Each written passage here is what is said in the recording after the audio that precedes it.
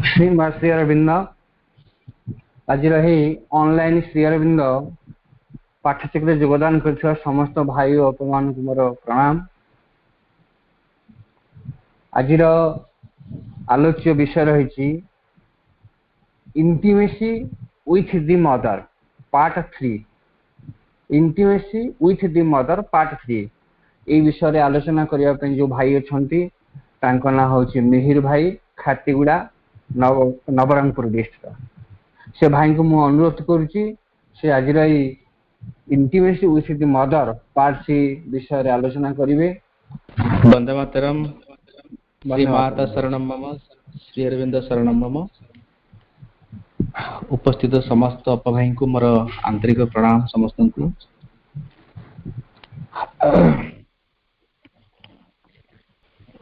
गोटे शब्द अच्छी ताको आमे देव मुहूर्त बोली कहू, इंग्लिश रे ताको आवर ऑफ गॉड बोली कहा जाए। आ गोटे शब्द अच्छी ताको चैतिक मुहूर्त बोली भी कहा जाए, साइकिक मोमेंट बोली कहा होची। ए देव मुहूर्त बा चैतिक मुहूर्त एक राष्ट्र पई, एक जाति पई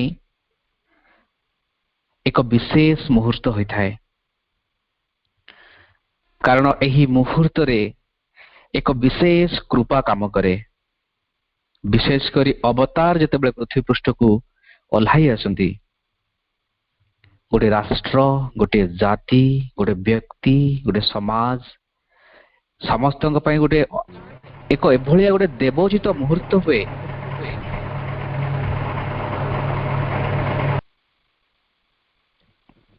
जे ताकू आधार करी व्यक्ति एक लंफ प्रदान करे एक दिव्य जीवन पाई एवं एक व्यक्ति पाई एक राष्ट्र पाई ये जो चैतिक मुहूर्त बा देव मुहूर्त आसीबाटा अनिवार्य। आम जीवन काल भितर एभलिया मुहूर्त सब आम पाखे आसी उपस्थित हुए जो मुहूर्त रे आमे आमे दिव्यंक सहित दिव्यंक सानिध्य रे बंचिबार एक कला शिखु, तांको सहित अंतरंगता प्राप्त हुए एवं आमे एक अन्य जगत को चल जाऊ। राष्ट्र पाई भी आसे, गोटे जाति पाई भी आसे, गोटे व्यक्ति पाई भी आसे। जेतेबेले अवतार माने आसंते पृथ्वी पृष्ठ को विश्व बातायन रे तांको चेतनार प्रभाव खेली जाए। अंध मूढ़ साधारण व्यक्ति जानी पारंतेनी, किंतु अवतार जेतेबेले आसंती जो माने टिकी भी उन्मुक्त थांती विश्व चेतना प्रति, से माने तांको उपस्थित झलक तांको अनुभव पाई थांती। बामा खेपा बोली जने थिले, से तारापीठ बीरभूम पश्चिम बंगर जने सिद्ध तंत्र साधक, माँ तारांकर जने अशेष भक्त, तांको ना बामा खेपा। एभलिया गोटे शिष्य तांको प्रश्न पचारचंती, आपण श्री अरविंद को जानिचंती कि तांको संबंध रे किछि कहिबे? बामा खेपा एक रुद्र अवतार भावे ताको गाली करुचंती। तो विष्ठापूर्ण जीवरे तू जहांको ना नौचु जानिचु से किए? जानिचु श्री अरविंद कहले कौन? से कहउचंती पृथ्वी रे आज पर्यंत जेते सिद्धि प्राप्त करा हेची सबो सिद्धि को डेकी आउ जेते जेते सिद्धि अछि सबो सिद्धिर पहाड़र ऊर्ध्वरे बसिथिबा जणे दिव्य पुरुष होचंदी श्री अरविंद। ए कथाटी प्रायतः 1910 श्री अरविंद जेतेबेला पंडिचेरी आसिले सेही मुहूर्तर कथा, 10-11 बेलर कथा। माने विश्व बतायर जेतेबेले अवतार आसंती तांग उपस्थिति जना पड़ी जाए, विशेष व्यक्ति मान से अनुभव करती। जया देवी जड़े थांती, रामेश्वरम बुली बाहरी कह जाए एभली ପୂର୍ବ ଜନ୍ମରେ ସିଏ ମା ଯଶୋଦା ଥିଲେ। ରାମେଶ୍ୱରମ ଯିବା ବାଟରେ ପଣ୍ଡିଚେରୀ ପଡେ। ପଣ୍ଡିଚେରୀରେ ଶୁଣିଥିଲେ ଶ୍ରୀ ଅରବିନ୍ଦ ବୋଲି ଜଣେ କିଏ ଯୋଗୀ ରହୁଛନ୍ତି। ତାଙ୍କ ଇଚ୍ଛା ହେଲା ତାଙ୍କୁ ଦେଖା କରିବା ପାଇଁ, କାରଣ ବାଟରେ ହିଁ ପଡୁଛି, ତାଙ୍କୁ ସାକ୍ଷାତ କରି ତାଙ୍କ ଦର୍ଶନ କରି ଚାଲିଯିବେ। ଏକ ସମୟ ନିର୍ଦ୍ଧାରିତ କରାଗଲା। ଜୟା ଦେବୀ ଧୀରେ ଧୀରେ ପାଦ ପକେଇ ଶ୍ରୀ ଅରବିନ୍ଦଙ୍କ ଆଡକୁ ଅଗ୍ରସର ହଉଛନ୍ତି। ଶ୍ରୀ ଅରବିନ୍ଦଙ୍କୁ ଯେତେବେଳେ ଦେଖିଲେ ଜୟା ଦେବୀ ଜାଣିପାରିଲେ ଶ୍ରୀ ଅରବିନ୍ଦ କିଏ। 2-3 ଦିନ ହେଇଗଲା ପଣ୍ଡିଚେରୀରୁ ବାହାରକୁ ଯାଉନାହାନ୍ତି, ରାମେଶ୍ୱରମ କଥା ଭୁଲି ଯାଇଛନ୍ତି। ଶ୍ରୀ ଅରବିନ୍ଦଙ୍କୁ ସେ ପ୍ରଶ୍ନ ପଚାରିଲେ।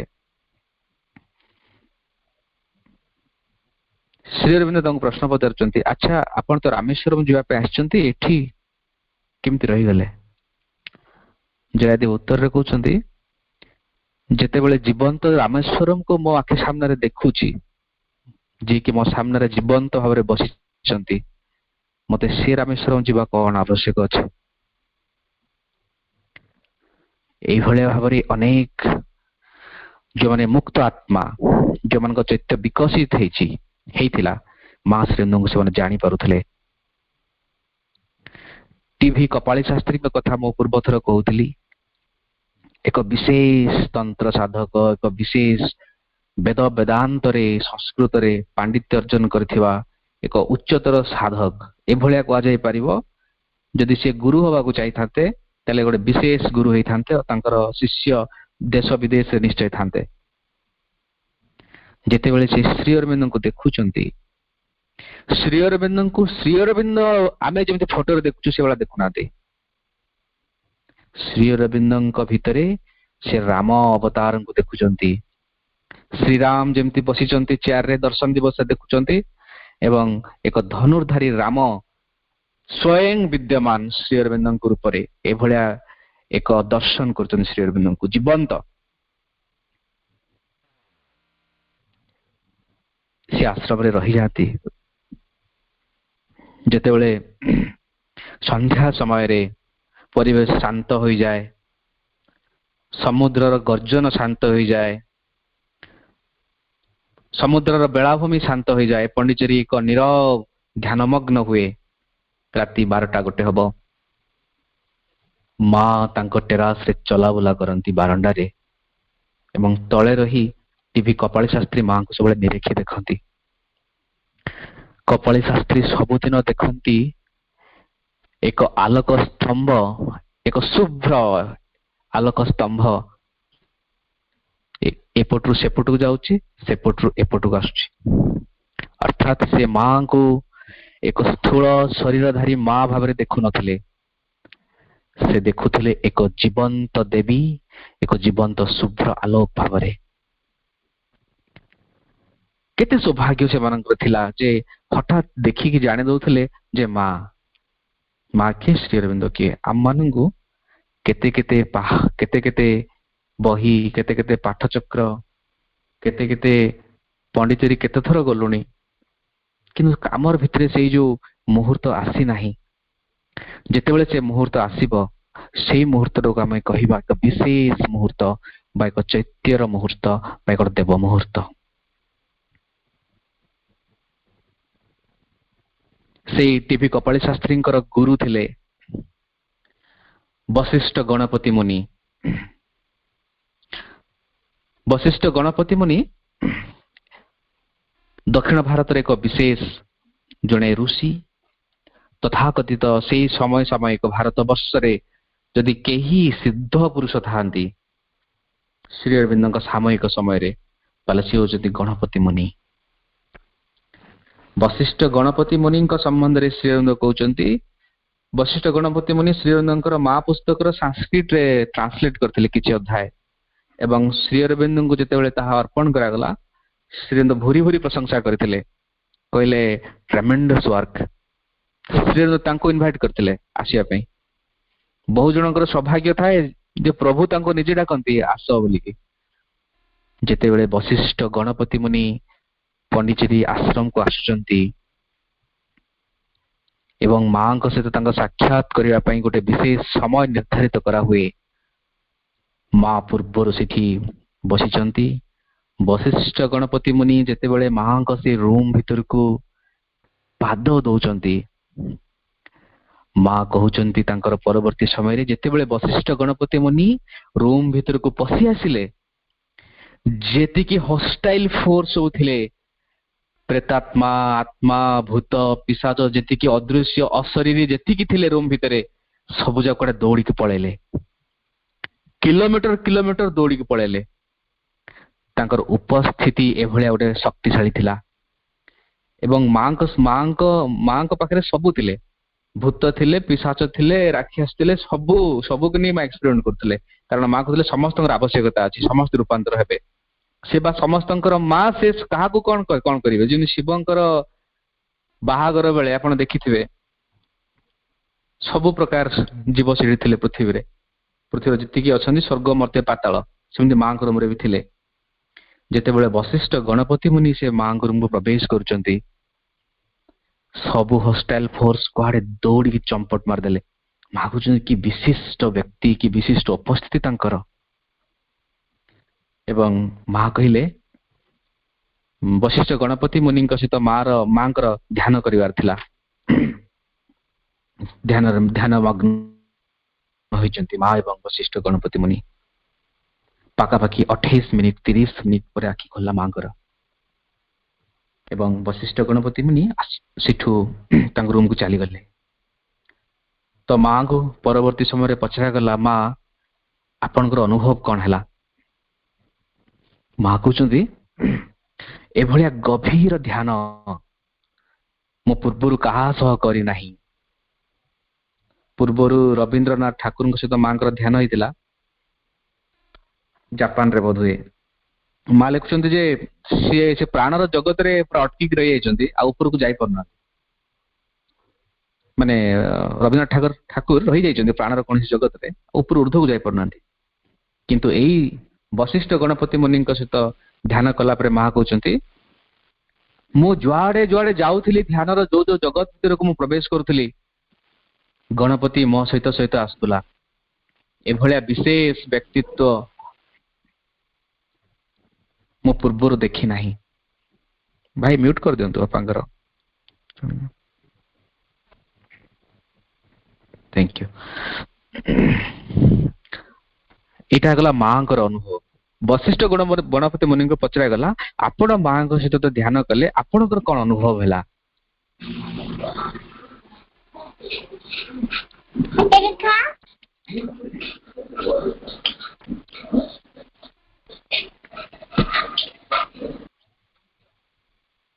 ବଶିଷ୍ଠ ଗଣପତି ମୁନି କହୁଛନ୍ତି ଯେତେବେଳେ ମୁଁ ଧ୍ୟାନମଗ୍ନ ହେଲି,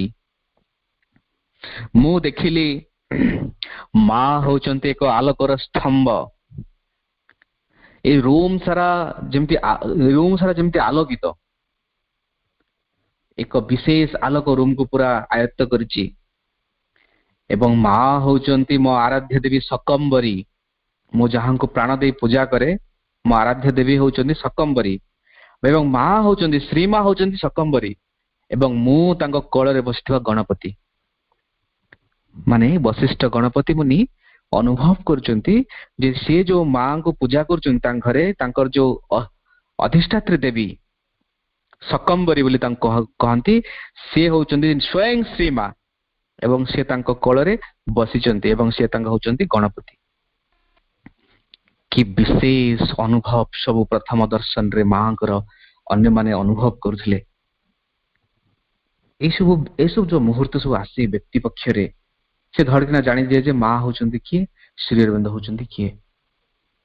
ଯେତେବେଳେ ଏଇ ମୁହୂର୍ତ୍ତ ଆସେ, ବ୍ୟକ୍ତିର ଜୀବନ, ବ୍ୟକ୍ତିର ଗତିବୃତ୍ତି, ବ୍ୟକ୍ତିର ଯାତ୍ରା ସବୁ ଏକ ଭିନ୍ନ ମୋଡ ନିଏ। ଜଣେ ସାଧକ ଆଶ୍ରମରେ ଥିଲେ, ତାଙ୍କ ନାଁ ମନେ ପଡୁନି। ତାଙ୍କର ଗୋଟେ ବିଶେଷ ଅଭ୍ୟାସ ଥିଲା, ଆଶ୍ରମର ବହୁ ସାଧକଙ୍କର ସେମିତି ଅଭ୍ୟାସ ଥିଲା ଯେ ଶରୀର ଛାଡିକି ଯାଇପାରିବେ। ତାକୁ କି ଗୋଟେ ବିଶେଷ ଅକଲ୍ଟିଜିମର ଗୋଟେ ବିଶେଷ ନାଁ ଅଛି। ଶରୀର ଛାଡିଦେବେ ଏବଂ ଶରୀରଟି ସେଭଳିଆ ପଡି ରହିବ, ଆପଣ ଶରୀର ଛାଡିକି ଭିନ୍ନ ଭିନ୍ନ ଲୋକକୁ ଜଗତକୁ ଏଇ ଜାଗାରୁ ଭିନ୍ନ ଜାଗାକୁ ଯାଇପାରିବେ। ମା ଯେମିତି ଯାଉଥିଲେ ସେ ସେମିତି ଦିନେ ତାଙ୍କ ଶରୀର ଛାଡିକି ବହୁତ ଉର୍ଦ୍ଧ୍ୱକୁ ଯାଉଛନ୍ତି। ଲୋକ ପରେ ଲୋକ ଅତିକ୍ରମ କରିକି ବହୁତ ଉର୍ଦ୍ଧ୍ୱକୁ ପଳେଇଛନ୍ତି। ଯେତେବେଳେ ସମୟ ହେଇଗଲା ତାଙ୍କୁ ଫେରିବାକୁ ହବ ଶରୀର ଭିତରକୁ, କିନ୍ତୁ ଏତେ ଉର୍ଦ୍ଧ୍ୱକୁ ଚାଲି ଯାଇଛନ୍ତି ସେଇଥିରୁ ରାସ୍ତା ପାଉନାହାନ୍ତି କୋଉ ପଟେ ଆସିବେ। ସେଠି କାହାକୁ ପଚାରିବା ପାଇଁ ବି କେହି ନାହାନ୍ତି। ଖୋଜୁ ଖୋଜୁ ଜୀବନର ଏଇ ଅନୁଭବଟାକୁ ସେ ନିଜେ ତାଙ୍କ ବହିରେ ପୁସ୍ତକରେ ଉଦ୍ଧୃତ କରୁଛନ୍ତି। ସେଠି ଜଣେ ଦେଖା ହେଲେ ଏବଂ ସେ ପଚାରିଲେ ପୃଥିବୀକୁ ରାସ୍ତା କୁଆଡେ, ପଣ୍ଡିଚେରୀକୁ ରାସ୍ତା କୁଆଡେ। ସେ କହିଲେ କଥା କହୁଛ। ସେ କହିଲା ଭାରତ ବର୍ଷର ପଣ୍ଡିଚେରୀ। ସେ କହିଲା ଅସଂଖ୍ୟ ଭାରତ ବର୍ଷ ଭଳିଆ ଅସଂଖ୍ୟ ରାଷ୍ଟ୍ର ଅଛି, ତମେ କୋଉ ଭାରତ ବର୍ଷ କଥା କହୁଛ? ଯୋଉଠି ଏଭଳିଆ ସେ କହିଚାଲିଛନ୍ତି। ତାପରେ ସେ ପଚାରୁଛନ୍ତି ବିଶେଷ କିଛି କଥା ଜାଣିଛ କି, ଯୋଉ ଜିନିଷକୁ ମୁଁ ଜାଣିଲେ ହଠାତ୍ ତମକୁ ଦେଖେଇ ଦେଇପାରିବି ଇଙ୍ଗିତରେ ଯେ ତୁମେ ସେଇଠି ଯିବ, ଏଇପଟେ ଯାଅ ବୋଲିକି, ସେମିତି କିଛି ଅଛି? ସେ କହୁଛନ୍ତି ମୁଁ ଶ୍ରୀ ଅରବିନ୍ଦଙ୍କ ଆଶ୍ରମରୁ ଆସିଛି। ଏବଂ ସେ ଦେବପୁରୁଷଙ୍କ ମୁହଁ ଉଜ୍ଜଳ ହେଇଯାଉଛି। ସେ କହୁଛନ୍ତି ଶ୍ରୀ ଅରବିନ୍ଦଙ୍କ ଆଶ୍ରମ, ଏଇପଟେ ଯାଆନ୍ତୁ। ଲୋକ ଲୋକାନ୍ତରକୁ ଅତିକ୍ରମ କରି, ଦିଗ ଦିଗନ୍ତକୁ ଅତିକ୍ରମ କରି, ଚେତନାର ସବୁ ବଳୟକୁ ଅତିକ୍ରମ କରି ଯୋଉ ନାମଟି ଗୁଞ୍ଜରିତ ହୁଏ ସେ ହଉଛନ୍ତି ଶ୍ରୀ ଅରବିନ୍ଦ। ଆମେ ଯୋଉ ଶ୍ରୀ ଅରବିନ୍ଦଙ୍କୁ ଗୋଟେ ଚେୟାରରେ ବସୁଥିବା ଫଟୋରେ ଦେଖୁଛୁ, ତାଙ୍କ ପୁସ୍ତକ ଅଧ୍ୟୟନ କରୁଛୁ, ତାଙ୍କ ନାଁରେ ପାଠଚକ୍ର କରୁଛୁ, ଏ ଗୋଟିଏ ଉଦାହରଣରୁ ଜଣା ପଡୁଛି ଯେ ଶ୍ରୀ ଅରବିନ୍ଦଙ୍କର ଉପସ୍ଥିତି କହିଲେ କଣ ବୁଝାଯାଏ ପୃଥିବୀ ପାଇଁ, ସମଗ୍ର ବ୍ରହ୍ମାଣ୍ଡ ପାଇଁ। ଏବଂ ମା କହୁଛନ୍ତି ଶ୍ରୀ ଅରବିନ୍ଦଙ୍କୁ କିଏ ବୁଝିପାରିବ? ସିଏ ଏବଂ ତାଙ୍କ ଶିକ୍ଷା ହଉଛି ଅନନ୍ତ। Who can understand infinite and his teaching is infinite. The only way to know him is to love him. ଗୋଟିଏ ହିଁ ପନ୍ଥା ଅଛି ଶ୍ରୀ ଅରବିନ୍ଦଙ୍କୁ ଜାଣି ହବ। ମା ସେ ସିକ୍ରେଟଟା କହୁଛନ୍ତି ଯେ ତାଙ୍କୁ ଭଲ ପାଇବା। ଶ୍ରୀ ଅରବିନ୍ଦଙ୍କୁ ଭଲ ପାଇବା ମାନେ ଶ୍ରୀ ଅରବିନ୍ଦଙ୍କର ସଂଶ୍ଳିଷ୍ଟ ସବୁ କାମରେ ଯୋଗ ଦେବା। ପାଠଚକ୍ର ମୁଭମେଣ୍ଟ, ଶ୍ରୀ ଅରବିନ୍ଦ ଯୋଉଥିପାଇଁ ପୃଥିବୀକୁ ଆସିଥିଲେ ଏବଂ ଯୋଉ ସ୍ୱପ୍ନଟାକୁ ପୁରା କରିବା ପାଇଁ ସେ ବର୍ତ୍ତମାନ ବି ଜୀବନ୍ତ ଭାବରେ ଆମ ଦୃଷ୍ଟିର ଆଢୁଆଳରେ କାମ କରୁଛନ୍ତି, ସେ କାମରେ ଯୋଗ ଦେବା।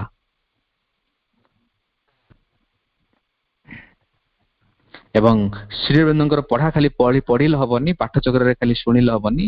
ଜୀବନର ପ୍ରତିଟି ଛନ୍ଦରେ, ପ୍ରତିଟି ନିଶ୍ୱାସରେ, ପ୍ରତିଦିନ, ପ୍ରତି ମୁହୂର୍ତ୍ତରେ ଆମ ତାହାକୁ ଜୀବନରେ ପ୍ରୟୋଗ କରିବାର ଅଛି। ଶ୍ରୀ ଅରବିନ୍ଦଙ୍କ ପ୍ରତି ଆମର ଯଦି କିଛି ବି ସମ୍ମାନ, କିଛି ବି କୃତଜ୍ଞତା ଯଦି ଆମେ ଜ୍ଞାପନ କରିବାକୁ ଚାହୁଁଛୁ, ତାହେଲେ ତାଙ୍କ ଶିକ୍ଷାର ଏକ ଜୀବନ୍ତ ଯନ୍ତ୍ର ହୋଇଯିବା। ସମସ୍ତେ ଜୀବନରେ ଅଭ୍ୟାସ କରିବା ପ୍ରତିଟି କଥାକୁ ଶ୍ରୀ ଯାହା କହିଛନ୍ତି। ଜଣେ ଥିଲେ, ତାଙ୍କ ନାଁ ଦୁରାଇ ସ୍ୱାମୀ। କୁହାଯାଏ ଶ୍ରୀ ଅରବିନ୍ଦ ବାରମ୍ବାର ଥରେ ଏଭଳିଆ କହୁଛନ୍ତି, ଦୁରାଇ ସ୍ୱାମୀ ତାଙ୍କ ପୂର୍ବ ଜନ୍ମରେ ଜନକ ଋଷି ଥିଲେ। ଆପଣ ଜାଣିଛନ୍ତି ଜନକ ଋଷିଙ୍କର ଅନ୍ତଃପୁରରେ ଯେତେବେଳେ ନିଆଁ ଲାଗି ଯାଉଛି, ବିଶ୍ୱାମିତ୍ର କିମ୍ବା ବଶିଷ୍ଠଙ୍କ ସହିତ ସେ ବସିଛନ୍ତି। ଯେତେବେଳେ ଅନ୍ତଃପୁରର ନାରୀ ଦୌଡ଼ି ଦୌଡ଼ି ଆସିକି ତାଙ୍କୁ କହୁଛନ୍ତି ଯେ ନିଆଁ ଲାଗିଗଲା, ଜନକଙ୍କର ଉତ୍ତର ହଉଛି ଏ ଋଷିଙ୍କ ପାଖରେ ମୁଁ ବସିଛି ବୋଲିକି ଅନ୍ତଃପୁରରେ ହିଁ କେବଳ ନିଆଁ ଲାଗିଛି। ଯଦି ମୁଁ ଏଠି ନଥାନ୍ତି, ତାଙ୍କ ଉପସ୍ଥିତି ନଥାନ୍ତା, ତାହେଲେ ହୁଏତ ଆମେ ସମସ୍ତେ ଏଠି କେହି ନଥାନ୍ତେ। ତେଣୁ ଏକ ବିଶେଷ ଏବଂ ସିଏ ଶ୍ରୀଅରବିନ୍ଦ କହୁଛନ୍ତି ଯେ ପୂର୍ବ ଜନ୍ମରେ ସିଏ ଦୁରାଇ ସ୍ୱାମୀଙ୍କ ନାଁ ଯୋଉ ମୁଁ କହୁଛି, ସେ ପୂର୍ବ ଜନ୍ମରେ ଜନକ ଋଷି ଥିଲେ। ଯେତେବେଳେ ଶ୍ରୀଅରବିନ୍ଦଙ୍କ ନାଁ ଶୁଣିଲେ ତାଙ୍କ ପାଖକୁ ଆସିବାକୁ ଇଚ୍ଛା ହେଲା।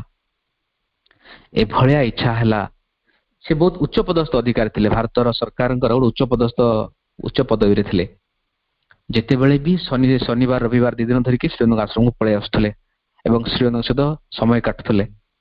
ଏବଂ ସେ ଗୋଟେ ଟେଲିଗ୍ରାମ କରିକି ଆସୁଥିଲେ, ଯଦି ଶନିବାର ରବିବାର ଯଦି କେହି ବି ଦୁରାଇ ସ୍ୱାମୀଙ୍କୁ ଖୋଜନ୍ତି ତାହେଲେ କହିଦବ ଦୁରାଇ ସ୍ୱାମୀର ମୃତ୍ୟୁ ଘଟିଛି। କିଭଳିଆ ଡେଡିକେସନ ଥିଲା ଶ୍ରୀ ଅରବିନ୍ଦଙ୍କ ପ୍ରତି। ଆମେ କହିପାରିବା କି ପାଠଚକ୍ର ଅଛି, ମୁଁ ମୃତ, ମତେ ଆଉ କେହି ଡାକିବ ନାହିଁ ବୋଲି। ଯେତେବେଳେ ଏଭଳିଆ ଆସିବ ମା ଶ୍ରୀଙ୍କ କାମ ପାଇଁ ଆମେ କହିଦେଇପାରିବା ମୁଁ ଅନ୍ୟ ସବୁ କାମ ପାଇଁ ମୃତ, ମୁଁ କେବଳ ଜୀବନ୍ତ ମା ଏବଂ ଶ୍ରୀଙ୍କ କାମ ପାଇଁ। ପ୍ରକୃତରେ ସେଇ ଦିନ ହିଁ ଆମ ଚେତନାର ଭିତରେ ଗୋଟେ ଅଗ୍ନି ଜଳି ଉଠିବ। ଆଉ ଜଣେ ଥିଲେ ଯିଏକି ଶ୍ରୀଅରବିନ୍ଦଙ୍କୁ ଗଭୀର ଭାବରେ ଭଲ ପାଉଥିଲେ, ବୟସ ମାତ୍ର 6 ବର୍ଷ, ଈଶା ମୁଖର୍ଜୀ। ଯେତେବେଳେ ଈଶା ମୁଖର୍ଜୀଙ୍କ ଘରେ ଶ୍ରୀଅରବିନ୍ଦଙ୍କ କଥା ଆଲୋଚନା ହୁଏ, ସେ ସବୁ ଭୁଲି ଯାଆନ୍ତି। ଶ୍ରୀଅରବିନ୍ଦଙ୍କୁ ଦେଖି ନାହାନ୍ତି, ଜାଣି ନାହାନ୍ତି, ତାଙ୍କ ସମ୍ବନ୍ଧରେ ଶୁଣି ନାହାନ୍ତି।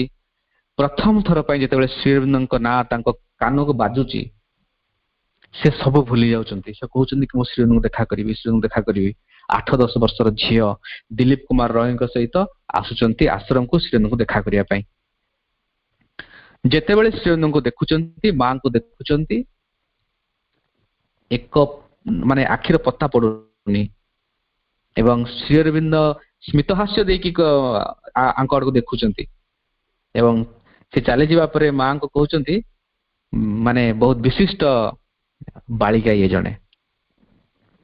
ବହୁ ଜଣ କହନ୍ତି ଏଭଳିଆ ପ୍ରତିଭା ମାନେ କଥାରେ ଅଛି ଯେ ଈଶା ମୁଖର୍ଜୀ ଶ୍ରୀଅରବିନ୍ଦଙ୍କର ମୃଣାଳିନୀ ଦେବୀ ଯୋଉ ଥିଲେ ଶରୀର ଛାଡିଦେଲେ, କାଳେ ସେ ମୃଣାଳିନୀ ଦେବୀ ମାନେ ଈଶା ମୁଖର୍ଜୀ ଭାବରେ ପୁଣି ଥରେ ଜନ୍ମଗ୍ରହଣ କରିଥିଲେ। ଏବଂ ଯେତେବେଳେ ତାଙ୍କୁ 13 ବର୍ଷ ହେଇଛି, ସେ ଆଶ୍ରମରେ ରହିବା ପାଇଁ ପରମାନେଣ୍ଟଲି ପଳେଇ ଆସିଛନ୍ତି। ତ ସବୁ ଆଶ୍ରମବାସୀ ମାଙ୍କୁ ପ୍ରଶ୍ନ ପଚାରୁଛନ୍ତି ମା ତାଙ୍କର କଣ ଯୋଗ୍ୟତା ଅଛି। ତ ଏଇଠି ଈଶା ମୁଖର୍ଜୀକୁ ପଚରା ହଉଛି ତ ଆଶ୍ରମରେ କଣ ପାଇଁ ରହିବାକୁ ଚାହୁଁଛୁ, ମା ପଚାରୁଛନ୍ତି। ସେ କହୁଛନ୍ତି ମୁଁ ଆଇ ଲଭ୍ ଶ୍ରୀଅରବିନ୍ଦ, ମୁଁ ଶ୍ରୀଅରବିନ୍ଦଙ୍କୁ ଭଲ ପାଏ, ଆଉ କିଛି କାରଣ ନାହିଁ। 13 ବର୍ଷର ଝିଅର ମୁହଁରୁ ଏଇ ଶବ୍ଦଟି ଶୁଣିବା ପରେ ମା କହୁଛନ୍ତି ଆଉ କିଛି ଦରକାର ନାହିଁ, ତୁମେ ଏଇଠି ରହିପାରିବ।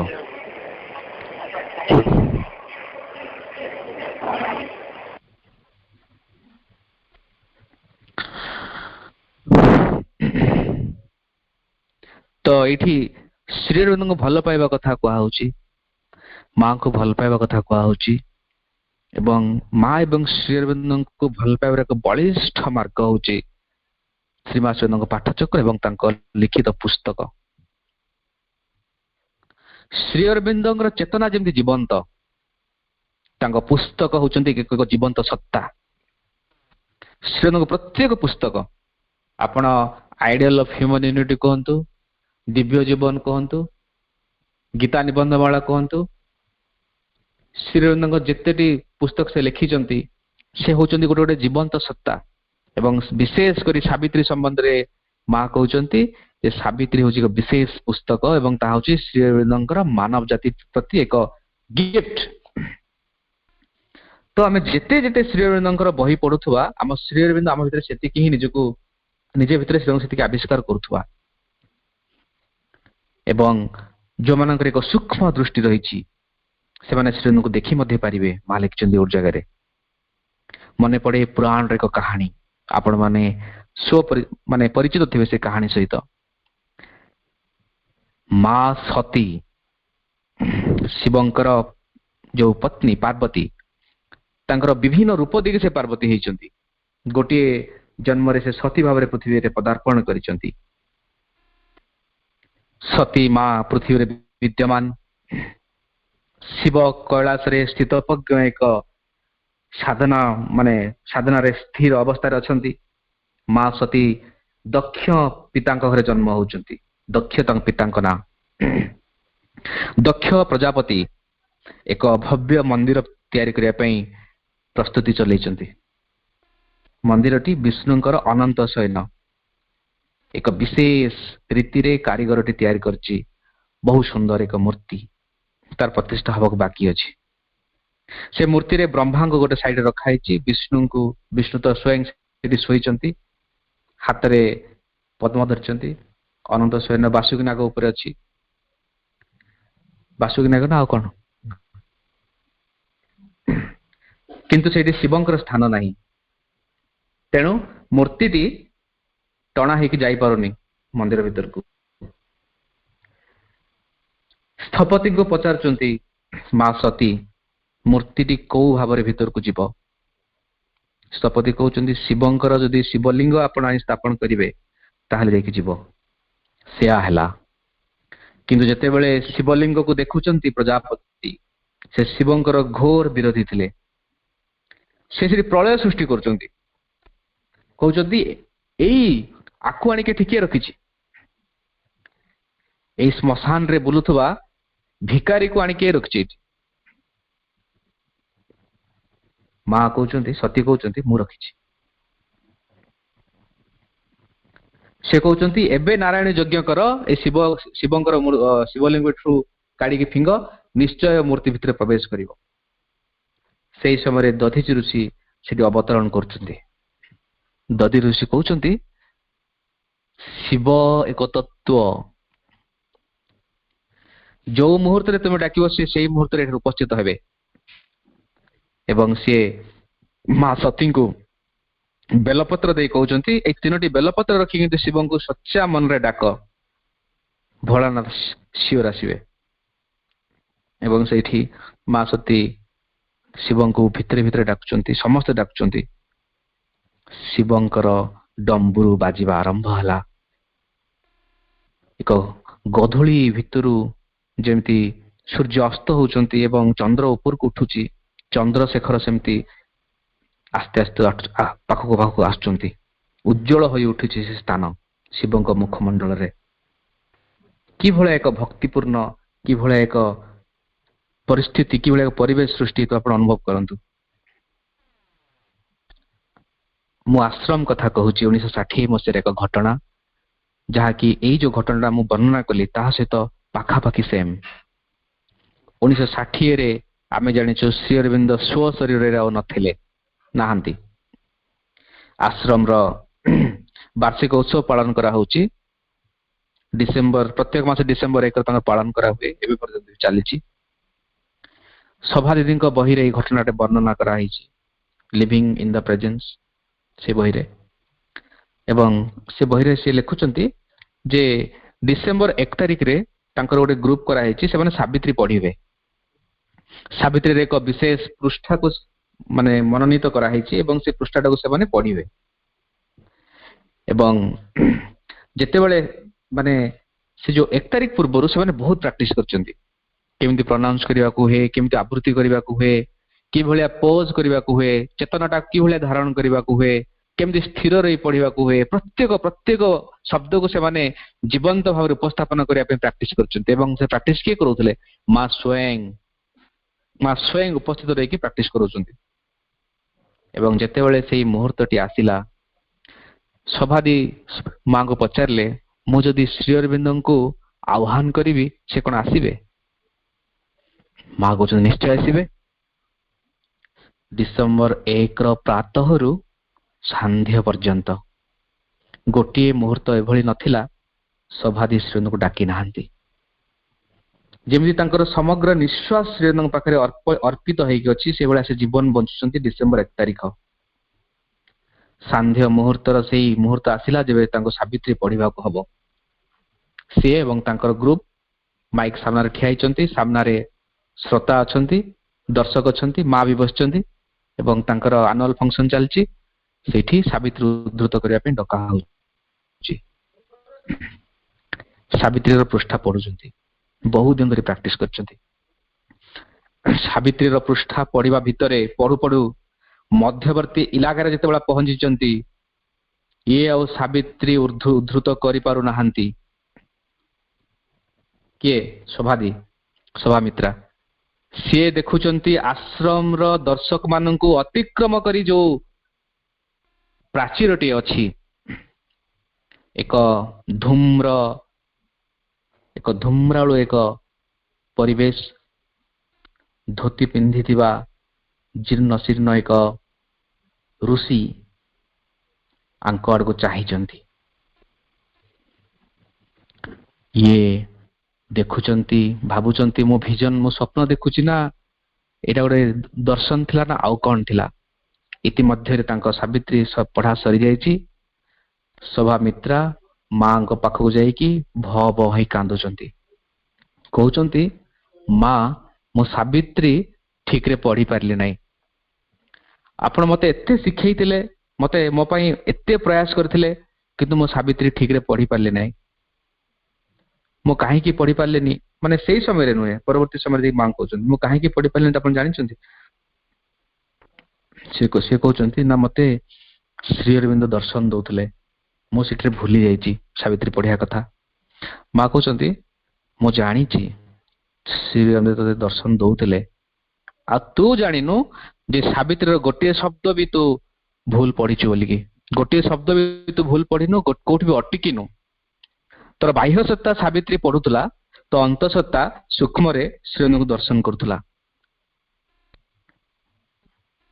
ହେ ଅପା ଭାଇ ମାନେ, ଯୋଉମାନେ ଆମେ ଶ୍ରୀ ଅରବିନ୍ଦଙ୍କ ପ୍ରତି ଉନ୍ମୁକ୍ତ, ଟିକିଏ ବି ଆମର ଭକ୍ତି ଥିବ ତାଙ୍କ ପ୍ରତି, ଟିକିଏ ବି ଆମ ଭିତରେ ତାଙ୍କ ଆଡକୁ ଖୋଲିଥିବା, ଆପଣ ନିଶ୍ଚିତ ହୁଅନ୍ତୁ ଯେ ଏଭଳିଆ ବିଶେଷ ମୁହୂର୍ତ୍ତ ଆମ ଜୀବନକୁ ଅପେକ୍ଷା କରିଛି।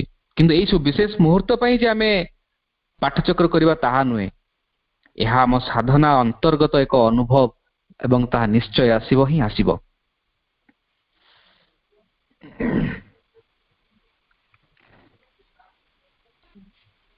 ଏଭଳିଆ ବହୁତ ସବୁ ସାଧକ ମାନେ ଆଶ୍ରମକୁ ଆସୁଥିଲେ ଏବଂ ଯୋଉ ବିଶେଷ କ୍ୟାଟେଗୋରୀର ସାଧକ ମାନଙ୍କ କଥା ମୁଁ ଗଲାଥର କହୁଥିଲି ଏବଂ ଭାଇଙ୍କୁ କହିଥିଲି ଯେ ମୁଁ ଗୋଟେ ଦିଟା ସାଧକଙ୍କ କଥା ମୁଁ କହିବି।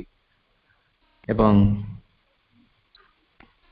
ବହୁ ସାଧକଙ୍କ ସହିତ ଶ୍ରୀମା ଏବଂ ଶ୍ରୀ ଅରବିନ୍ଦଙ୍କର କେବଳ ଏଇ ଜନ୍ମରେ ନୁହେଁ, ପୂର୍ବ ଜନ୍ମର ବି ସମ୍ପର୍କ ଥିଲା।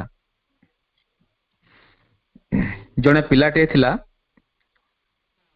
ସେ 1905 ମସିହାରେ ପଣ୍ଡିଚେରୀର ନିକଟବର୍ତ୍ତୀ ଏକ ଗାଁକୁ ଆସିଥିଲା। ଶ୍ରୀ ଅରବିନ୍ଦ 1910 ମସିହାରେ ପଣ୍ଡିଚେରୀ ଆସୁଛନ୍ତି। ମାନେ ଯେମିତିକି ଦି ଜଣଙ୍କ ଭାଗ୍ୟରେ ଲେଖା ହେଇଛି ଦି ଜଣ ଦେଖା କରିବେ ବୋଲି, ସେଭଳିଆ ହିଁ ଗୋଟେ ଘଟଣା। 1905ରେ ଇଏ ଆସୁଛି, ସେତେବେଳେ ତାକୁ ମାତ୍ର 10 ବର୍ଷ ହେଇଛି। 1910ରେ ଶ୍ରୀ ଅରବିନ୍ଦ ପଣ୍ଡିଚେରୀକୁ ଆସୁଛନ୍ତି ଏବଂ ସେଠି ଗୁପ୍ତ ଭାବରେ ରହୁଛନ୍ତି। ସେ ପିଲା ତ ଗୋଟେ ଘଟଣା ସେ ବର୍ଣ୍ଣନା କରୁଛି ଯେ ଦିନକର କଥା, ସେ ଯୋଉ ଗାଁରେ ରହୁଛି ତାଙ୍କ ଗାଁକୁ ଲାଗିକି ଗୋଟେ ଧୂଳିର ମାନେ ବାଲିର ଏକ ପାହାଡ ଅଛି। ସେ ବାଲିର ପାହାଡରେ ଲମ୍ବା ଲମ୍ବା ସେ ଯୋଉ ଆମ୍ବ ଗଛ ଟାଇପର, ସରି ନଡିଆ ଗଛ ଟାଇପର ଗୋଟେ ଥାଏ, ତାକୁ ସେ ଯୋଉ ସାଉଥ ଇଣ୍ଡିଆନରେ ବହୁତ ଦେଖାଯାଏ, କଣ ତାକୁ କହନ୍ତି, ସେଇ ଗଛ ସବୁ ହେଇଛି, ତାଳ ଗଛ, ବିରାଟ ବିରାଟ ଲମ୍ବା ଲମ୍ବା ତାଳ ଗଛ ସବୁ ହେଇଛି, ତାଳ ଫଳିଛି। ଏବଂ ସନ୍ଧ୍ୟା ସମୟରେ, ସନ୍ଧ୍ୟା ଯେତେବେଳେ ନଈ ଆସେ, ସେଇ ପାହାଡର ପାଖରେ ଗୋଟେ ପୋଖରୀଟିଏ ଥାଏ। ପୋଖରୀର ପୂର୍ବ ଦିଗରେ ଏକ ଗଣେଶଙ୍କର ମନ୍ଦିରଟି, ଭବ୍ୟ ମନ୍ଦିରଟି ଅଛି ଏବଂ ତାର ପଶ୍ଚିମ ପଟେ ବିଶେଷ ପୂଜା ଅର୍ଚ୍ଚନା କରାଯାଏ। ଏବଂ ବ୍ରାହ୍ମଣ ମାନେ ପୂଜା ଅର୍ଚ୍ଚନା କଲା ପରେ, ସେ ଜଣେ ବ୍ରାହ୍ମଣ ପରିବାର ଜନ୍ମଗ୍ରହଣ କରିଥିଲେ। ପୂଜା ଅର୍ଚ୍ଚନା ସରିବା ପରେ, ସେଦିନ ପୂଜା ଅର୍ଚ୍ଚନା ସରିଯାଇଛି, ମାତ୍ର ଜଣେ ଦି ଜଣ ବସିଛନ୍ତି। ସିଏ ସନ୍ଧ୍ୟା ଆସନ୍ନ ପ୍ରାୟ, ସେଦିନ ଆକାଶରେ ଦେଖୁଛି ଯେ ଦୁଇଟା ତାରା କ୍ରମଶଃ ବଡ ହେଇକି ତା ପାଖକୁ ଆସୁଛନ୍ତି, ଜୀବନ୍ତ ଭାବରେ ଦେଖୁଛି। ଏବଂ ସେମାନେ ହଠାତ୍ ତା ପାଖକୁ ଆସିକି ପଣ୍ଡିଚେରୀ ଯୋଉ ପଟେ, ସେପଟକୁ ଚାଲି ଯାଉଛନ୍ତି। ସେଗୁଡାକର ଆକାର ସେ ଲେଖୁଛି ଯେ ତାଳ ଗଛର ତାଳ ଭଳିଆ ସେମାନଙ୍କ ଆକାର, ଏବଂ ଯେତେବେଳେ ସେ ଅପୋଜିଟ ଯାଉଛନ୍ତି ତାର କଲରଟା ବ୍ଲୁ ହେଇଯାଉଛି, ନୀଳ କଲର ହେଇଯାଉଛି, ଏବଂ ପଣ୍ଡିଚେରୀ ଯୋଉ ଦିଗରେ ଅଛି ସେ ଦିଗରେ ଯାଇକି ସେମାନେ ନିଃଶେଷ ହେଇଯାଉଛନ୍ତି, ହଜି ଯାଉଛନ୍ତି କୁଆଡେ। ଯେତେବେଳେ ସେ ଏଇ ଘଟଣାଟା ଦେଖୁଛି, ତା ମନଟା ନୀରବ ହେଇଯାଇଛି, ତା ଅନ୍ତଃସାରରେ ଗୋଟେ ଦିବ୍ୟ ବାତାବରଣଟି ଖେଳି ଯାଉଛି ଏବଂ କେହି ଜଣେ ପଛଆଡୁ ଡାକୁଛି, ଚାଲ ସନ୍ଧ୍ୟା ହେଇଗଲା, ଘରକୁ ଯିବା। ସେ ତାର ଚେତା ପାଇକି ସେ ପୁଣି ଥରେ ଘରକୁ ଯାଇଛି। ଯେତେବେଳେ ଘରକୁ ଯାଇଛି, ତାଙ୍କ ଘରେ ବିଶେଷ ଭାବରେ 4 ଜଣଙ୍କ ନାଁ ସବୁବେଳେ ଆଲୋଚନା ହୁଏ, ଯେହେତୁ ତାଙ୍କ ଘରର ଲୋକ ବି ସ୍ୱାଧୀନତା ସଂଗ୍ରାମରେ ଯୋଗ ଦେଇଥିଲେ। ଲାଲା ଲଜପତ ରାୟ, ତିଲକ, ବିପିନ ଚନ୍ଦ୍ର ପାଲ ଏବଂ ଚତୁର୍ଥ ବ୍ୟକ୍ତିଟି ହେଉଛନ୍ତି ଶ୍ରୀ ଅରବିନ୍ଦ। ଯେତେବେଳେ ଅରବିନ୍ଦ ବୋଲିକି ନାମଟି ତାଙ୍କ ଘରେ ଉଚ୍ଚାରିତ ହୁଏ, 10 ବର୍ଷର ସେଇ ବାଳକ ଭିତରେ ଗୋଟେ ଖୁସିର ଲହରୀ ଖେଳିଯାଏ। ଏଇ ନାମଟି ସେ ପ୍ରଥମ ଥର ଶୁଣିଛି ତା ଜୀବନ ଚର୍ଯ୍ୟା ଭିତରେ, 10 ବର୍ଷ ଭିତରେ ପ୍ରଥମ ଥର ସେ ପାଇଁ ଶୁଣିଛି, କିନ୍ତୁ ସେ ନାଁଟି ତା ଭିତରେ ଅମର ହେଇଗଲା। ସେ ଜାଣିବାକୁ ପାଇଲା ଯେ ଶ୍ରୀ ଅରବିନ୍ଦ ଏଇ ନିକଟ 1 କିଲୋମିଟର 2 କିଲୋମିଟର ପଣ୍ଡିଚେରୀ ଭିତରେ ସେ ରହୁଛନ୍ତି। ସେ ଦିନରୁ ତାର ସାଧନା ଆରମ୍ଭ ହେଲା ଯେ ଶ୍ରୀ ଅରବିନ୍ଦଙ୍କୁ ସେ ଦେଖିବ। ଶ୍ରୀ ଅରବିନ୍ଦଙ୍କ ସହିତ ଯୋଉମାନେ ରହୁଥିଲେ, ଯୋଉ 4 ଜଣ ସାଧକ ରହୁଥିଲେ ଏବଂ ଯାହା ଘରେ ସେ ରହୁଥିଲେ, ତାଙ୍କ ସହିତ ସିଏ ସମ୍ପର୍କ ରଖିବା ଆରମ୍ଭ କଲା। ସବୁଦିନ ଯାହା ପରିବା ଦରକାର କିଣିକି ନିଏ, ଚିଠି ପତ୍ର ଯାହା ପଠେଇବାର ଅଛି ଗୁପ୍ତ ଭାବରେ ନେଇକି ପଠାଏ, ସବୁ କାମ କରେ। କିନ୍ତୁ ତାର ଲକ୍ଷ୍ୟ କଣ? ଲକ୍ଷ୍ୟ ହଉଛି ଶ୍ରୀ ଅରବିନ୍ଦଙ୍କ ଝଲକଟି ସେ ପାଇବ। ଛୋଟ ଛୁଆଟା କେବଳ ଶ୍ରୀ ଅରବିନ୍ଦଙ୍କ ନାଁରେ ସେ ପାଗଳ ହେଇଯାଇଛି। ପାଠ ପଢୁଛି, ସ୍କୁଲ ଯାଉଛି, ସ୍କୁଲରୁ ଫେରିବା ପରେ ଖାଲି ପାଦରେ ପୁରା ଖରାରେ ସେ ବାଟରେ ଆସି ଠିଆ ହୋଇଥାଏ, କାଳେ ଶ୍ରୀ ଅରବିନ୍ଦ ଦେଖାଦେବେ କି, କାଳେ ଶ୍ରୀ ଅରବିନ୍ଦ ଦେଖାଦେବେ କି। ଇତିମଧ୍ୟରେ 3-4 ବର୍ଷ ବିତିଗଲା ଏବଂ ତାର ଜଣେ ସେ ଗୋଟେ ରାମାସ୍ୱାମୀ ଆୟଙ୍ଗର ବୋଲି ଜଣେ ସେଠି ଥିଲେ, ତାଙ୍କ ପୁଅ ସହିତ ତାର ଭଲ ସାଙ୍ଗ ହୁଏ ଏବଂ ସେ ଥରେ ବର୍ଣ୍ଣନା କରୁଥିଲା ଯେ ତାଙ୍କର ରାମସ୍ୱାମୀ ଆୟଙ୍ଗରଙ୍କର ଜଣେ କୁଳଗୁରୁ ଥିଲେ। ସେ କୁଳଗୁରୁଙ୍କ ନାଁ ହଉଛି ନାଗାଇ ଜପ୍ତା। ସେଇ ନାଗାଇ ଜପ୍ତା ତାଙ୍କ ଘରକୁ ଥରେ ଆସିଥିଲେ ଏବଂ ସିଏ ଥରେ କହିଥିଲେ ଯେ ମୋ ସମୟ ସରିଯାଇଛି। ଆଚ୍ଛା, ନାଗାଇ ଜପ୍ତାଙ୍କ ବିଷୟରେ ଟିକେ କହିଦିଏ। ଏଭଳିଆ ଲେଖା ହଉଛି ଯେ ନାଗାଇ ଜପ୍ତା ଏତେ ଜଣେ ସିଦ୍ଧ ପୁରୁଷ ଥିଲେ, ଯଦି ତାଙ୍କ ଏରିଆରେ ସେଦିନ ବର୍ଷା ହେଇନି ଏବଂ ଧାନ କ୍ଷେତ ସବୁ ପାଇଁ ପାଣି ଦରକାର, ତାଙ୍କର ଏତେ ଶକ୍ତି ଥିଲା ଯେ ସେ ବର୍ଷା କରିପାରୁଥିଲେ। ସିଏ ଭବିଷ୍ୟତବାଣୀ କହୁଛନ୍ତି ଯେ ଗୋଟେ ବିଶେଷ ଋଷି ଆସିବେ, ଦକ୍ଷିଣରୁ ଗୋଟେ ବିଶେଷ ଋଷି ଉତ୍ତର ଦିଗରୁ ଆସିବେ ଏବଂ ଦକ୍ଷିଣକୁ ପଦାର୍ପଣ କରିବେ। ସେ ଜଣେ ମହାନ ଯୋଗୀ। ସେ ସମଗ୍ର କେବଳ ଭାରତବର୍ଷ ପାଇଁ ନୁହେଁ, ସମଗ୍ର ପୃଥିବୀକୁ ରାସ୍ତା ଦେଖେଇବେ ଏବଂ ତାକୁ ତୁ ଯାଇ ଗୁରୁ ବୋଲିକି ସ୍ୱୀକାର କରିବୁ। ଏଇ ଭବିଷ୍ୟତ ବାଣୀ ଦେଇ ନାଗାଇ ଜପ୍ତା ପୃଥିବୀରୁ ବିଦାୟ ନେଉଛନ୍ତି ଏବଂ ସେଇ କଥାଟା ରାମସ୍ୱାମୀ ଆୟଙ୍ଗର ସେଇ ପିଲାଟାକୁ ଷ୍ଟୋରି ଭାବରେ ଶୁଣାଉଛନ୍ତି ଏବଂ ସେ ପିଲାଟି ଜାଣିଲା ଯେ ସିଏ ଗୋଟେ ସାଧାରଣ ଲୋକ ତାହେଲେ ନୁହନ୍ତି, ମୁଁ ଯାହାଙ୍କୁ ଭଲ ପାଉଛି। ଗୋଟେ ମୁହୂର୍ତ୍ତ ଆସିଲା 1913 ମସିହା ଅଗଷ୍ଟ 15 ତାରିଖ। ଶ୍ରୀ ଅରବିନ୍ଦଙ୍କୁ ସେ ପ୍ରଥମ ଦେଖା କରିବ।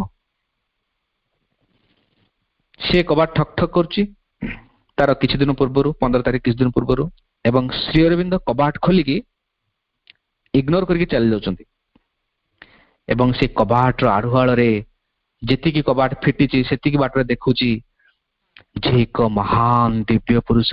ପଛପଟୁ କେବଳ ଦେଖିଛି ଶ୍ରୀ ଅରବିନ୍ଦଙ୍କର କେଶ ଲମ୍ବା ଏବଂ ଯାହାଙ୍କର ଉପସ୍ଥିତି ମାତ୍ର ହିଁ ଏ ଘରଟାକୁ, ମାନେ ସୂର୍ଯ୍ୟର ଆବଶ୍ୟକ ନାହିଁ ଯେମିତି ପୃଥିବୀ ପାଇଁ, ଅନ୍ଧକାର ଦୂର କରିଦବ, ଏ ଅନୁଭବଟି ତାଙ୍କର ହଉଛି। ଏବଂ ଯେତେବେଳେ ଶ୍ରୀ ଅରବିନ୍ଦଙ୍କୁ ଦେଖୁଛନ୍ତି 15 ତାରିଖ ପରେ, ସେ ତାଙ୍କ ପାଦ ତଳେ ପଡି ଯାଉଛନ୍ତି। ଛୋଟ ପିଲାଟା ପାଦ ତଳେ ପଡି ଯାଉଛି ଏବଂ ଦେଖୁଛନ୍ତି ଯେ ସେ ଯୋଉ 2ଟା ତାରା କଥା ସେ ଦେଖିଥିଲା ତାର ଗାଁରେ, ଯୋଉଟା କି ପଣ୍ଡିଚେରୀ ଆଡକୁ ଆସିକି ଲୀନ ହେଇଗଲା ଆକାଶରେ କୋଉଠି, ସେ 2ଟି ତାରା ଶ୍ରୀ ଅରବିନ୍ଦଙ୍କ ପାଦରେ, 2ଟି ମାନେ ନୀଳ କଲରର ତାରା ଶ୍ରୀ ଅରବିନ୍ଦଙ୍କ ପାଦରେ ଆସିକି ଲୀନ ହେଇଗଲା ଯେମିତି ସେ ଦେଖୁଛି ଏବଂ ସେ ଭାବିଲା ତା ଲକ୍ଷ୍ୟଟା, ତା ଜୀବନଟା ସେଠି ସାର୍ଥକ ହେଇଯାଇଛି। ଦେଖୁଛି ଶ୍ରୀ ଅରବିନ୍ଦଙ୍କ ପାଦ କେବଳ ପାଦ ନଥିଲା, ବରଂ 2ଟି ପଦ୍ମ ପାଖୁଡା ଥିଲା। ଶ୍ରୀ ଅରବିନ୍ଦଙ୍କର କେଶର ଗୋଟିଏ ଭାଗ ତାଙ୍କ ବକ୍ଷ ଉପରେ ଥାଏ ଏବଂ ଜଷ୍ଟ ଗାଧେଇକି ଆସିଛନ୍ତି, ପାଣି ପଡୁଛି, ଗୋଟେ ଭାଗ ପଛପଟେ ଅଛି।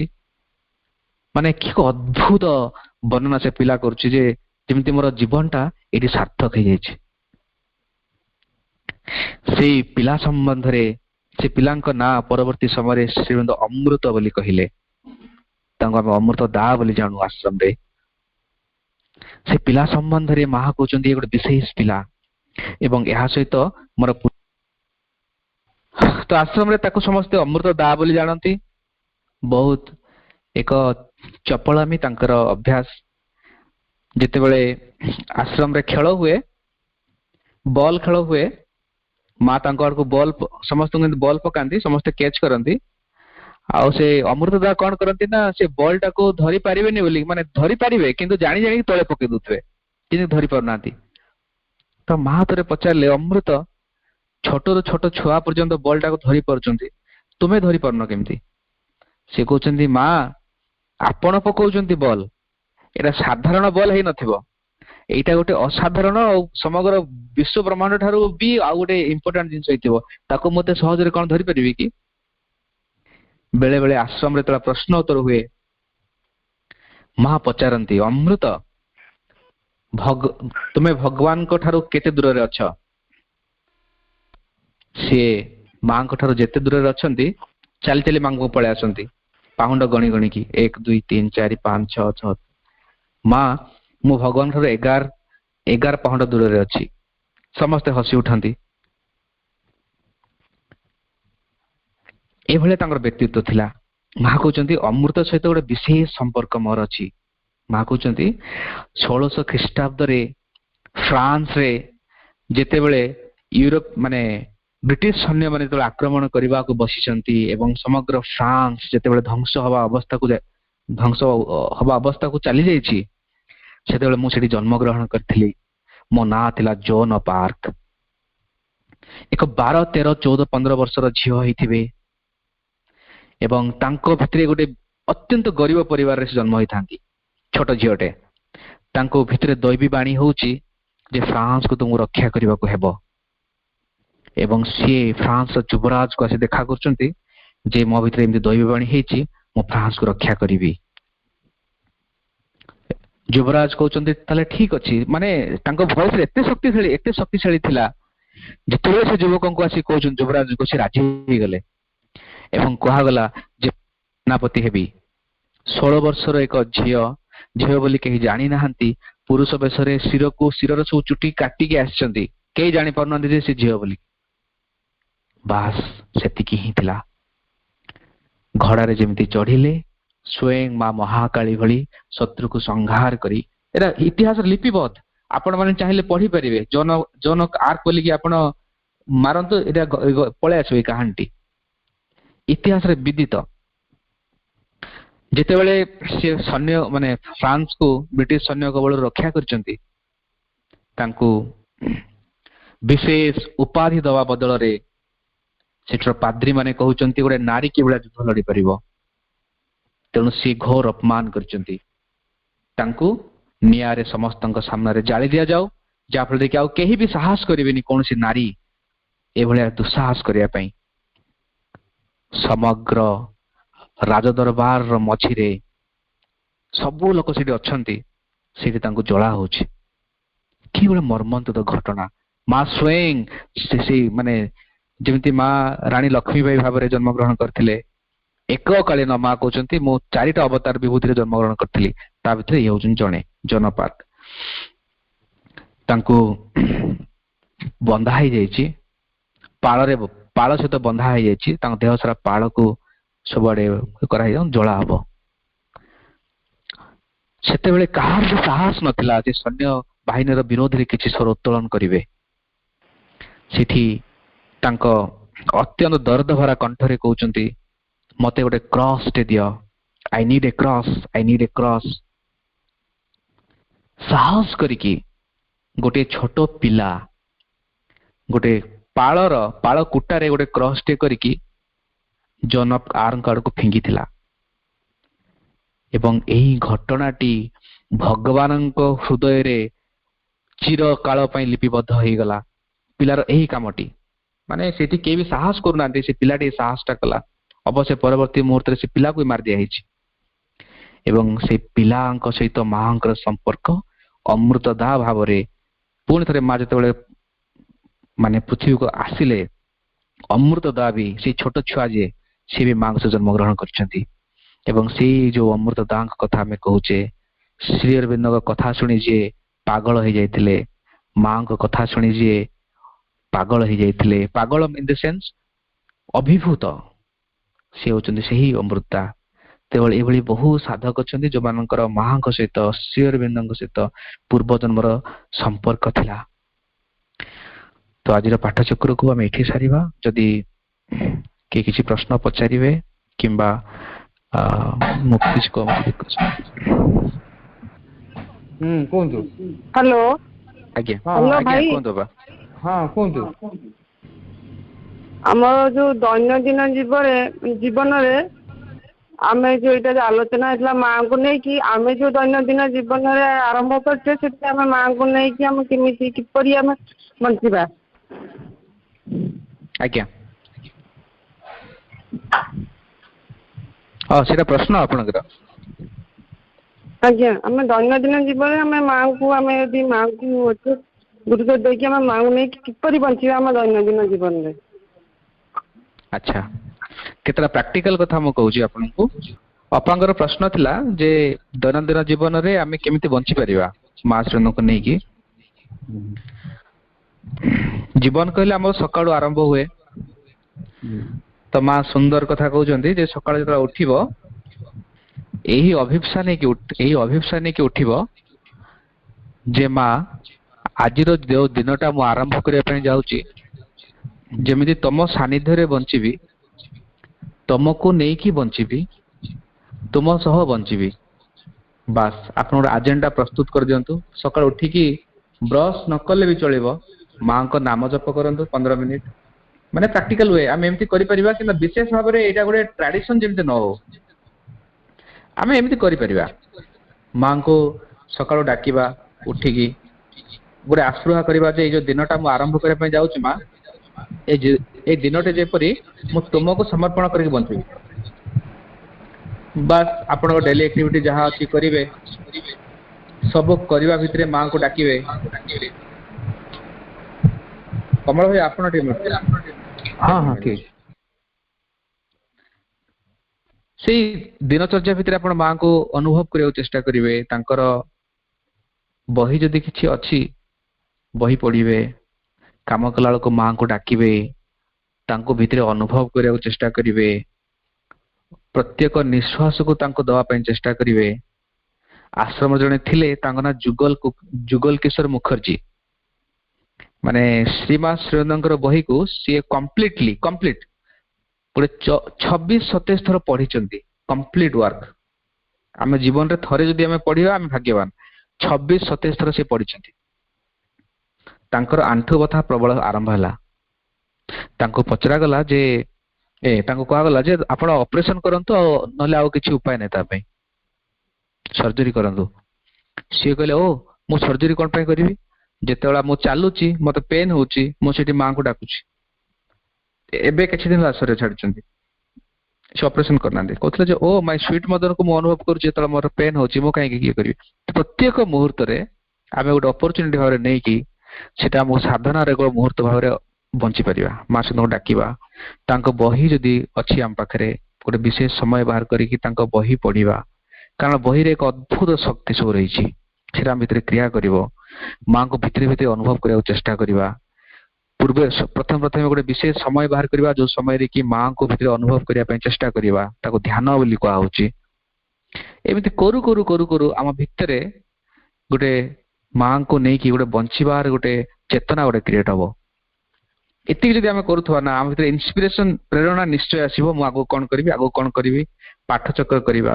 ମାନେ ଏତିକି ଯଦି ନିଷ୍ଠାପର ଭାବରେ ଯଦି ଆମେ କରିବା, ନିଷ୍ଠାପର ଭାବରେ, କଥାଟା ହଉଛି ନିଷ୍ଠାପର ଭାବରେ ମୁଁ କଣ ପାଇଁ କରୁଛି, ପଛରେ ମୋର ଉଦ୍ଦେଶ୍ୟ କଣ, ସେଇଟା ଥିବାକୁ ପଡିବ। ଆଟିଚ୍ୟୁଡ ଯଦି ଠିକ ନାହିଁ, ଠିକ ଅଛି, ତାହେଲେ ଏତିକି ବି ଯଦି ଆମେ ଅଭ୍ୟାସ କରିବା ବାପା, ଆମେ ପରବର୍ତ୍ତୀ ମୁହୂର୍ତ୍ତରେ ଆମ ପାଇଁ କଣ ନିର୍ଦ୍ଦେଶ ଆସିବ, ଭିତରୁ ଇଙ୍ଗିତ ନିଶ୍ଚୟ ଆସିବ। ମୁଁ ଯେମିତି କହିଲି, ଏଇ ଅଭ୍ୟାସ ଯଦି ଆମେ ଜାରି ରଖିବା, ଆମ ଭିତରେ ଯୋଉ ଚୈତ୍ୟ ମୁହୂର୍ତ୍ତ ବୋଲି କୁହାହଉଛି, ସେ ନିଶ୍ଚୟ ଦିନ ନା ଦିନ ଆସିବ। ଆଉ ପ୍ରକୃତ ମା ଆମ ଭିତରେ ଅଛନ୍ତି, ବାହାରେ କୋଉଠି ନାହାନ୍ତି, ଭିତରେ ଅଛନ୍ତି। ସେ ଭିତରେ ଯୋଉ ମା ଅଛନ୍ତି, ତାଙ୍କୁ ଯେତେବେଳେ ଆମେ ଅନୁଭବ କରିବାକୁ ଆରମ୍ଭ କରିବା, ଆମର ଯେତିକି ସବୁ ନେଚର ଅଛି, ବ୍ୟାଡ୍ ନେଚର ଗୁଡାକ, ସେଗୁଡାକ ସବୁ ଆମଠାରୁ ଦୂରେଇ ଦୂରେଇ ଯିବେ। ଆମ ଭିତରେ ଗୋଟେ ଶୁଦ୍ଧତା ଆରମ୍ଭ ହବ, ଗୋଟେ ପ୍ୟୁରିଫିକେସନ ଷ୍ଟାର୍ଟ ହବ। ଆମେ ଯେତିକି ପିଓର ହଉଥିବା, ମାଙ୍କର ଉପସ୍ଥିତି ସେତେ ଆମ ଭିତରେ ଜଜୁଲ୍ୟମାନ ହଉଥିବ। ବାସ୍ ଏଇଟା ଆମେ ଅଭ୍ୟାସ କରିପାରିବା।